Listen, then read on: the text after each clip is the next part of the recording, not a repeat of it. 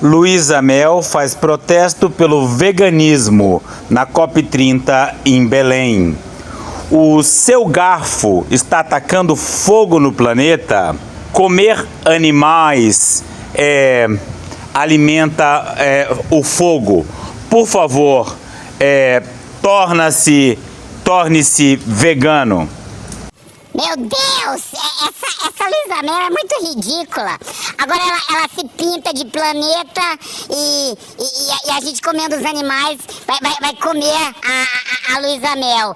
Torne-se vegano, fala sério, eu não. Se ela quiser ser vegana é problema dela, agora eu vou continuar comendo a minha carne. Puta que pariu.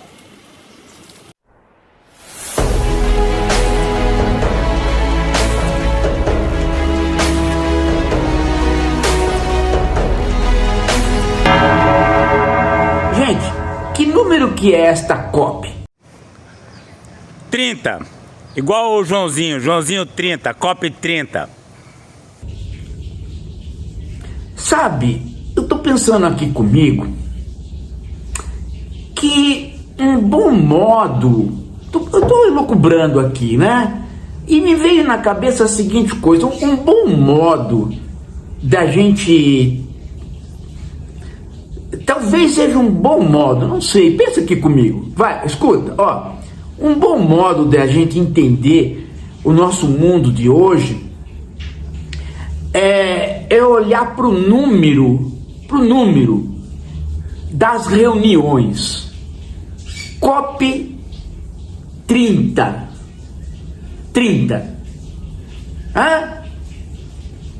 COP 30. Acho que aí é que esse número é que, na verdade, por quê? Não é COP 1, 2, 10, é 30. Pois é, quem nasceu na COP 1 já é um adulto vivido, né? Não era para estar nesse estado das coisas, que não se sabe nem direito o que se quer. Vocês escutaram a conversa do Lula com os jornalistas internacionais, ele ali de camisa azul escura, os jornalistas estão naquela mesa ali, num clima informal? Oi, não escutei, mas eu imagino.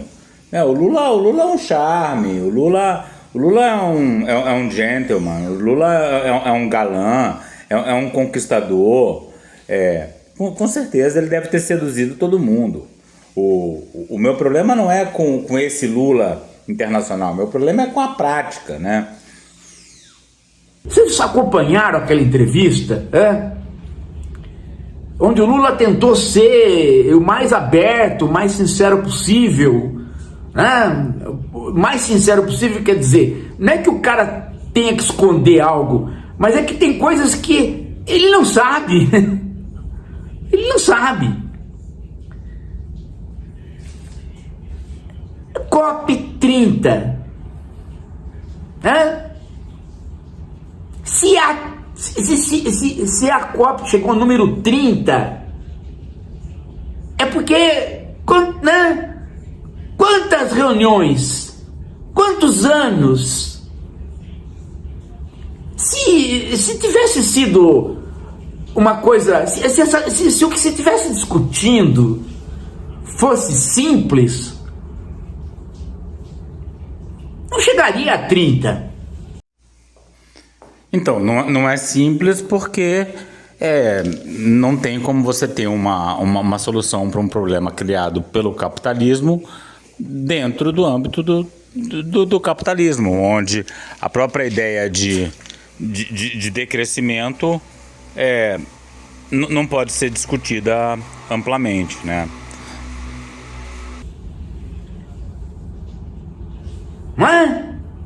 E se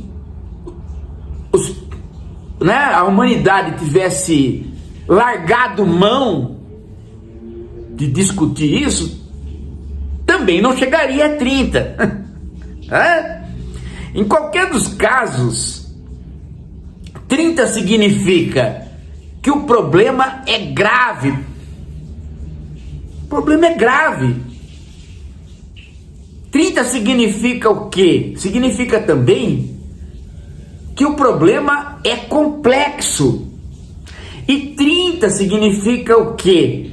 Que apesar de ser grave e complexo,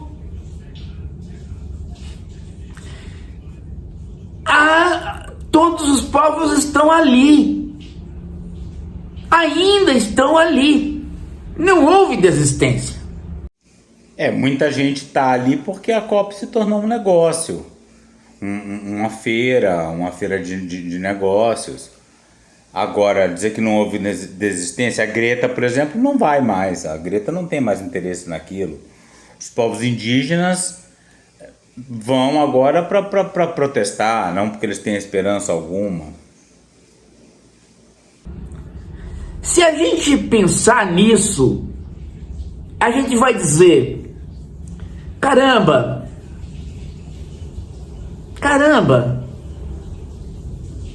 quanta gente tenaz, não é?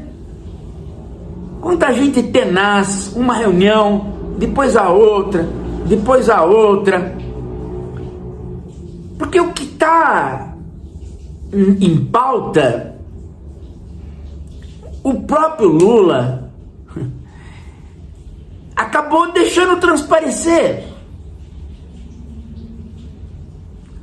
Quando ele, no meio da entrevista, ele, perguntado por um jornalista que eu creio que foi o chinês, ele disse a seguinte coisa: ele lembrou que numa dessas reuniões, todos os países desenvolvidos ligaram para ele um dia antes. Sarkozy, Obama, ele falou que não teve um que não ligou para ele, dizendo para ele da importância de naquela COP deixar claro para o mundo que o país poluidor, o país culpado, o país que estava destruindo o mundo era a China. E o Lula se negou de fazer isso. Veja, se o Lula podia falar muita coisa, né? Mas ele preferiu dizer o mais ameno. Ora, vocês, países desenvolvidos, se desenvolveram poluindo. E agora que vocês estão desenvolvidos, vocês querem que os outros que não se desenvolveram descubram alternativas que vocês mesmos não descobriram. Esse argumento lembra muito o argumento do pessoal daqui, né? Dos fazendeiros, que não querem parar de desmatar. O problema é que a destruição da Amazônia vai atingir primeiro o povo brasileiro e depois o mundo, né? Quem sofre primeiro somos nós com o colapso climático do Brasil. Esse argumento é um argumento um pouco estranho, né? Porque se a gente pensar bem, foi lá na China sim que apareceu, né, a Covid, e foi sim por questões ambientais. Eu tô vendo aqui o vídeo do professor Paulo pela primeira vez, não sei nem onde que vai dar, né? Mas eu espero poder contribuir de alguma forma. Uma coisa que eu sempre faço é entrar aqui no aplicativo Wind. Então vamos aqui para a camada concentração de monóxido de carbono, né? O Brasil está queimando muito menos do que no ano passado. Olha onde está queimando muito agora, aqui olha, na Guatemala. Mas vamos dar uma olhadinha na China, né? Então aqui estamos passando aqui, olha, a Índia com fortes emissões aqui, essa área entre a Índia e o Paquistão tá queimando fortemente, olha a quantidade de incêndios ali, nossa senhora, impressionante, né? Mas ainda estamos a caminho da China. Puta que pariu, olha a quantidade de emissões que a gente tem aqui no Nordeste da China, aqui na região de Pequim, Handan, Xangai, muitas emissões, na Coreia do Sul também, né? Então aqui na Rússia também, muito fogo aqui no leste da Rússia, mas a China é onde você vai encontrar as maiores concentrações de emissão de monóxido de carbono. Aqui no momento é atividade industrial, né? Justamente aqui na região de Pequim, né? Então a China é, sem dúvida alguma, um dos grandes emissores olha só, compara aqui a Europa, olha, a Europa não tem nada acontecendo aqui, né? Agora olha a China. E floresta foram se fundindo aleatoriamente. A China teve problemas terríveis de poluição, uma coisa melhorou, mas teve. Mas o argumento do Lula, ele acaba se... que foi o argumento? Em parte, ele é um argumento ruim, né? Dito desta maneira. Porque se parece com o argumento do Bolsonaro, né? Justamente, é o que eu disse ali atrás.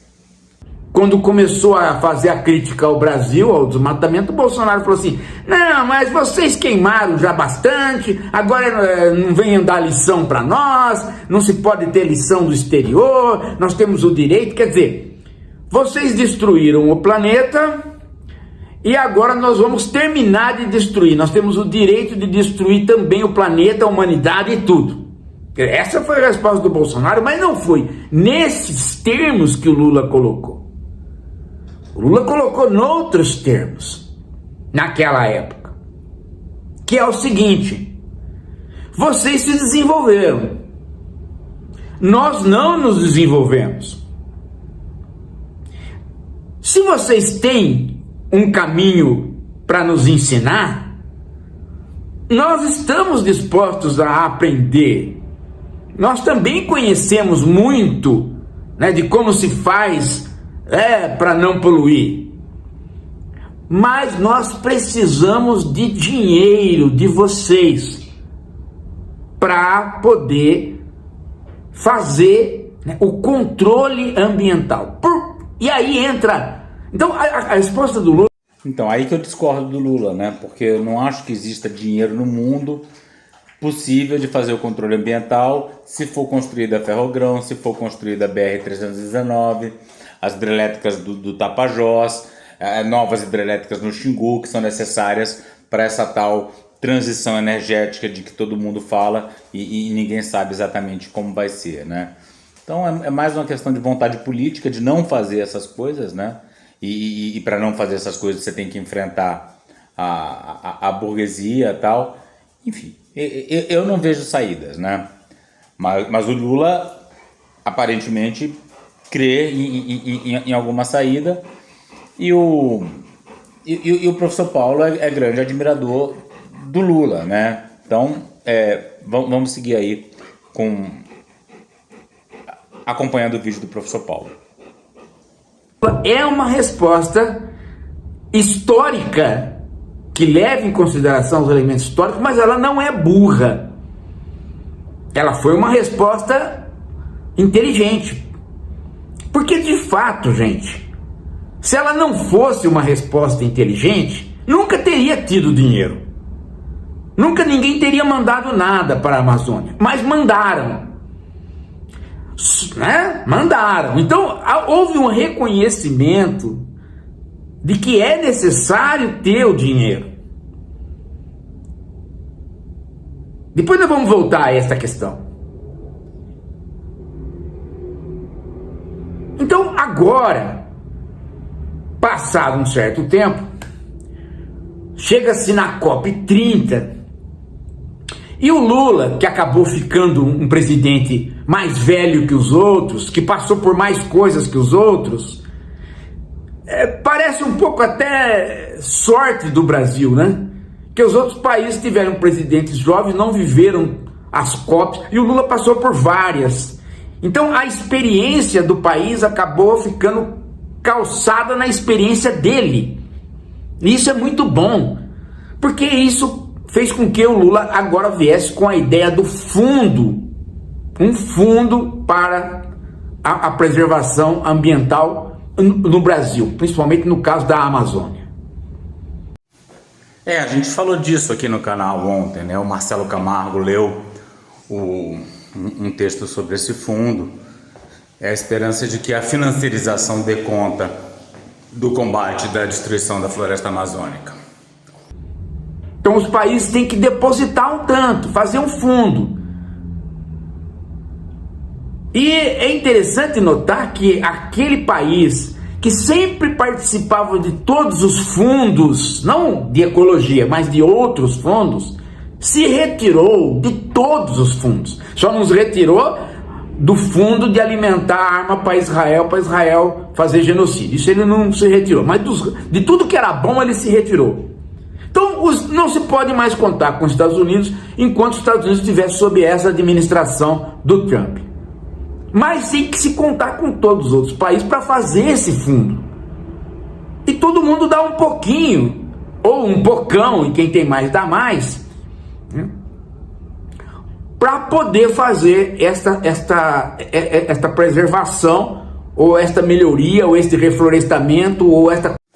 O meu medo é que esse dinheiro vai parar nas mãos de fazendeiro que grilou a área de floresta e agora vai fazer uma chantagem para não desmatar, né?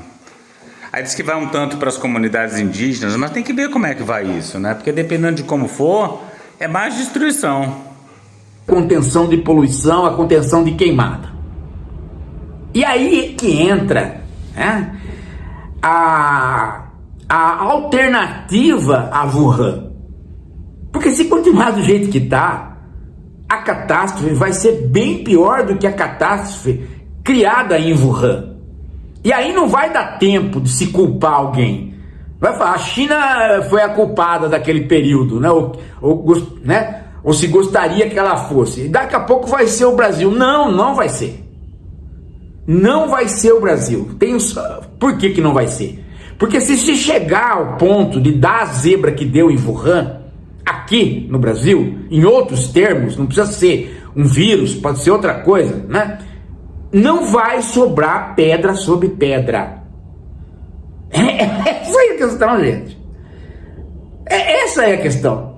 Não se está caminhando para um problema climático, um problema de poluição, um problema de gerar uma Covid. Não se está caminhando para isso. Está se caminhando para alguma coisa que ninguém sabe o que é, mas ela se parece com o fim do mundo.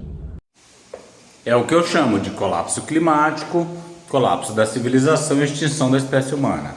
Mas aí a turma da zoeira fala que na verdade sou eu que estou ficando broxa e resolvi falar do fim do mundo. Porque se estes elementos que estão aparecendo aqui e acolá inventarem de aparecer de maneira concomitante, gente, não sobra um país com estabilidade política neste mundo. É isso que eu digo que vai acontecer. Não sobra. Esses dias eu vi um estudo histórico que sempre eu fiquei encucado, né? Porque num determinado momento da história apareceu a Idade Média como Idade das Trevas. Isso não é propaganda, viu? Mas cuidado, porque tem uma parte de dizer que a Idade Média é a Idade das Trevas que foi propaganda. e o Voltaire, os filósofos iluministas e o século XVIII esteve envolvido nisso. O que passou no passado não tem história. Teve o Império Romano, acabou o Império Romano, entramos por uma noite. Isso não é verdade, tá? Isso não é verdade. Tem filosofia, tem vida política, tem ciência, tem arte. A Idade Média é uma idade muito rica. Só que tem um período da Idade Média que realmente ela tem cara de noite. Sim, da mesma forma que a nossa modernidade também tem aspectos soturnos. E esses dias eu estava lendo uma reportagem de vários cientistas mostrando como que exatamente este período de lapso cultural é um período iniciado um pouco antes, já ainda no Império Romano, de mudanças climáticas muito significativas e que trouxeram uma instabilidade política muito grande e o fim de uma série de instituições que haviam sobrado do Império Romano e que funcionavam. Eu não sei exatamente do que o professor Paulo está falando, mas a Idade Média teve um período mais frio ali entre o ano 100 e mais ou menos o ano 1000. Depois você teve um período mais quente, que vai até o ano 1300, e teve um período bastante mais frio, ali entre mais ou menos no ano 1400 até agora 1900, que é conhecido como a pequena idade do gelo.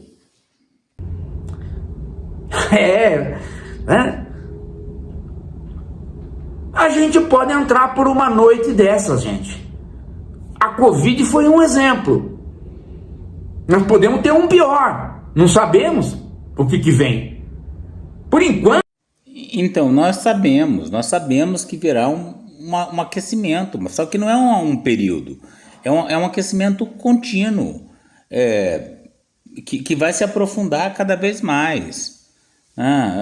Às vezes eu tenho a impressão que muita gente bem informada não tem noção da gravidade das coisas que estão acontecendo. É tudo coisa que para quem sofreu o problema no local é o fim do mundo, mas para quem não sofreu, essa enchente do Rio Grande do Sul. Então são coisas localizadas. Sim, justamente, a diferença é que agora o colapso climático tem uma dimensão global. Aí passa 5 anos, passa 2 anos, passa. Por exemplo, no caso da Covid, tem estudos feitos pelo governo Obama que dizem que as chances de a gente ter nova epidemia mundial por conta da conjunção cidade-campo sem cuidados até 2030 é grande. Então nós estamos caminhando para uma situação, gente, que é aquela tal história, né? Quantas outras situações perigosas nós temos? Além do colapso climático, a gente tem a crise da perda da biodiversidade, a gente tem o risco de uma hecatombe nuclear, que não está descartado. Acho que essas são as mais importantes. Tem gente que tem medo da inteligência artificial. Eu não vejo grandes riscos nisso, né? Mas há quem acha que também pode ser catastrófico. Quantas vezes o mundo se reuniu para resolver situações complicadas? Quantas vezes o mundo se reuniu e deu conta? Terminou uma Segunda Guerra Mundial, foi feita uma reordenação geopolítica, foi instituído uma moeda, foi criado um acordo comercial, bancos internacionais, se seguiu com isso até os anos 70. E então, com base nisso, você acha que há esperanças de que o mundo dê conta da questão climática? Desarmamento. Quando eu era moleque, todo dia ia ter guerra nuclear. Não teve até hoje. Pode ter? Pode. Mas o medo passou. Por que o medo passou? Ah, porque não está na moda. Não, não é por causa disso. É porque passou tanto tempo e tantos governos tiveram sucessos e derrotas, né, nessa questão, que as pessoas se acostumaram a pensar a seguinte coisa: bom, não é sempre derrota. Sim, mas basta acontecer uma vez para ferrar com tudo, né? Outro dia a guerra ali na Ucrânia assumiu uma certa dimensão que eu passei alguns dias com medo de um belo dia abrir o celular e descobrir que começou uma guerra nuclear. Não acho que é de todo despropositado. Agora, falar que eu fico pensando nisso todo dia, não. Também não fico. Mas não dá para dizer que... Em alguns momentos teve sucesso, em alguns momentos teve desarmamento. O governo Obama mesmo foi um deles. Então por que não pode haver um momento agora de melhoria da situação climática? Pode. O fundo é para isso. Porque a questão agora que eu falei para você que depois a gente ia tocar é esta. Qual? Quando se diz que a Amazônia tem gente e que é preciso fazer com que as pessoas que estão lá, né, cuidem da floresta elas mesmas e elas possam sobreviver lá, aí é que está a questão, o X é aí que está o problema. Esse é o problema maior do que o dinheiro, porque dependendo da maneira como você interpreta esta frase, ela pode ser uma frase que leva as pessoas a cuidarem da floresta, tendo atividades lá, mas ela pode ser uma frase para proliferar gente como aquele biólogo que maltrata animal e que era o bambambam da Globo, lembra? E que depois... Amigos produtores rurais, Richard Rasmuth e a Apria mostrarão a verdade sobre o agro da Amazônia. Junto com a Apria e o Dr. Vinícius Borba, queremos dar voz a essas pessoas e mostrar o outro lado, o lado verdadeiro do agro e da Amazônia produtiva. Nos dias 4, 5, 6 e 7 de novembro, estaremos na Amazônia retratando essa verdade. Isso mesmo, entre os dias 4 e 7 de novembro, nós estaremos fazendo um grande documentário mostrando a verdade do agro da Amazônia como nunca foi mostrada, tirando a sujeira debaixo do tapete que os nossos políticos teimam em esconder. Nós iremos em uma terra indígena, uma unidade de conservação de uso permitido e uma unidade... Sim, a informação que eu tenho é que o Richard veio aqui bem perto de onde eu tô, entrou sem autorização na terra indígena para perturbar o trabalho de desintrusão daquela terra indígena. De conservação de uso restrito, onde brasileiros estão sendo violados. Dia 4, nós estaremos na Vila Taboca. Convido a todos vocês da Apitereu, Aparedão, Trincheira, Bacajá, para dia 4 de novembro, na Vila Taboca, receber a Apria, eu e o Richard Rasmuth.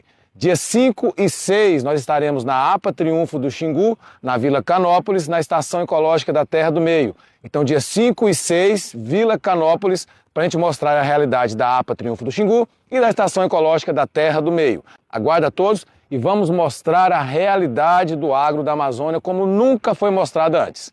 Depois terminou nos braços do Bolsonaro. Ele até tem um auxiliar que implanta cabelo. Chama até o auxiliar dele lá, né? Umas pessoas dizem que é auxiliar, outras dizem que é namorado. Eu não quero saber da vida deles. Eu quero saber que esses dois, que são dois trastes, eles querem fazer o quê? Eles querem fazer turismo ecológico, eles querem que o agrotóxico entre, e tudo isso eles chamam de quê? De sustentação da Amazônia. Ah, tem que arranjar uma coisa pro cara que tá lá fazer. E nesta uma coisa pro cara tá lá fazer, tudo que eles propõem é ilegal, imoral, ou engorda ou polui. No caso deles engorda, e no caso nosso polui. Eles jogam poluição para nós enquanto eles vão engordando os dois.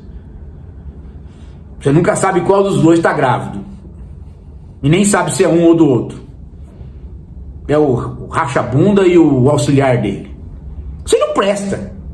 Você é cocô. Isso é cocô. Tá?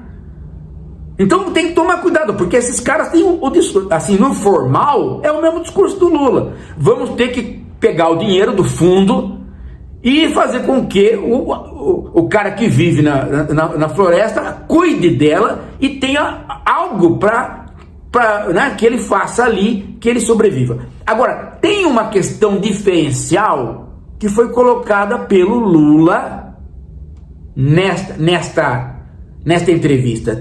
Muita gente não notou. Muita gente até, inclusive, achou que era uma bobagem que ele estava falando ali, uma conversa mole para boi dormir, para fazer a auê com... Mas ele falou o diferencial. Foi a hora que ele falou que ele foi nas populações ribeirinhas, que inclusive encontrou um amigo dele, que conheceu ele em reunião da CUT nos anos 80 e tal. E aí ele falou: aquele povo lá vive mais feliz do que nós. Então aí ele deu o parâmetro. Qual? Se vai ter dinheiro para que aquele povo lá faça alguma coisa, não pode ser a mudança da vida deles. Então, se não pode ser a mudança da vida deles, então, em parte, o Lula está concordando comigo que tem algumas coisas que são imexíveis.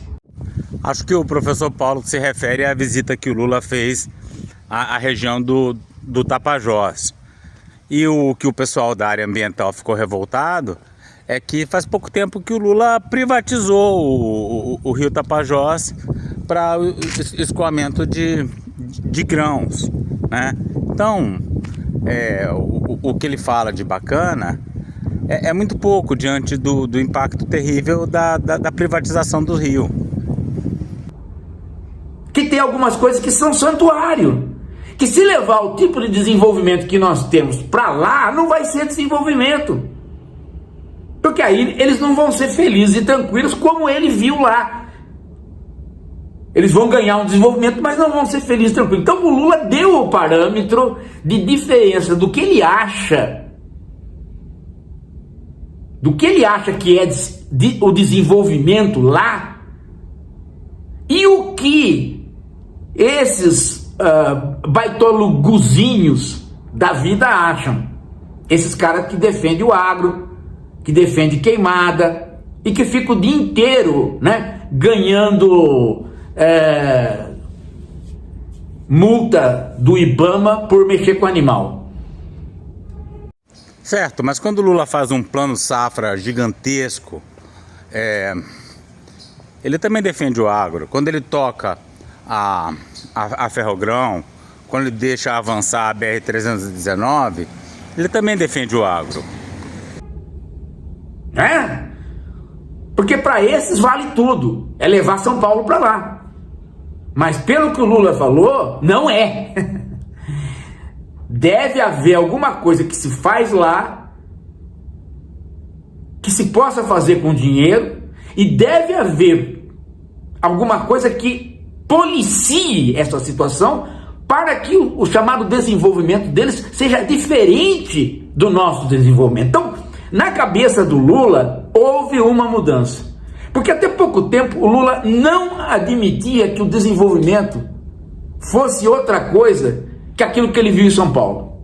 É o nordestino que chegou em São Paulo, viu metrô, carro, poluição, que beleza.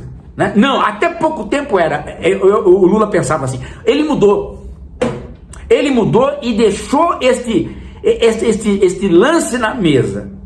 Pode ser que poucas pessoas tenham percebido, mas eu, que tenho obrigação de perceber por conta de dever de profissão, osso do ofício do filósofo, eu percebi. Então é aí que está a cunha. É aí que quem protege o meio ambiente tem que trabalhar. Tem que trabalhar essa cunha que o Lula deixou dentro do próprio governo Lula e dentro do encaminhamento que vai ser o resultado da COP30. Pois é, todo mundo sabe o enorme respeito e admiração que eu tenho pelo professor Paulo. Eu presto muita atenção no que ele fala, mas eu não consigo compartilhar desse otimismo em relação, mesmo sendo um otimismo relativo, né? Ele deixa isso bem claro.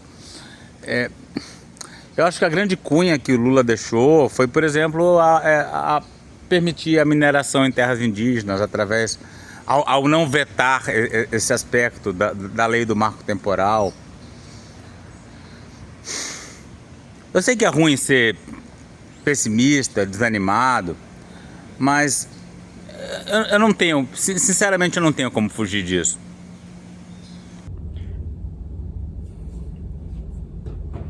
Entenderam? É aí. É luta por hegemonia. E eu acho que a fala da Marina tem muito a ver com isso.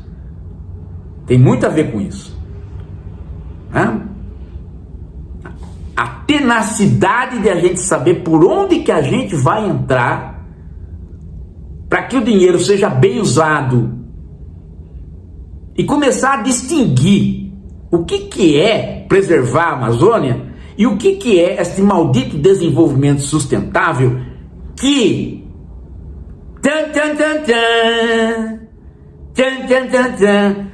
palavra que não foi usada na entrevista do Lula. Ele não falou. Notaram?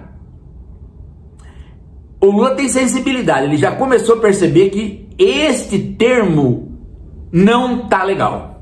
Não corresponde ao que ele está pensando mais. A Marina ainda está usando? Não, a Marina agora fala em bem viver, que também não significa nada. Não sei, mas ele não usou. Eu vi a entrevista quase toda. Ele usou? Eu achei que não usou. Ele viu que não está significando mais nada.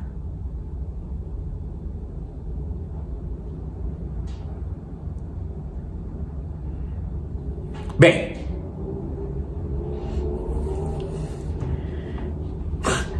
por enquanto, gente, a COP não acabou, por enquanto é isso. Daqui a pouco a gente volta.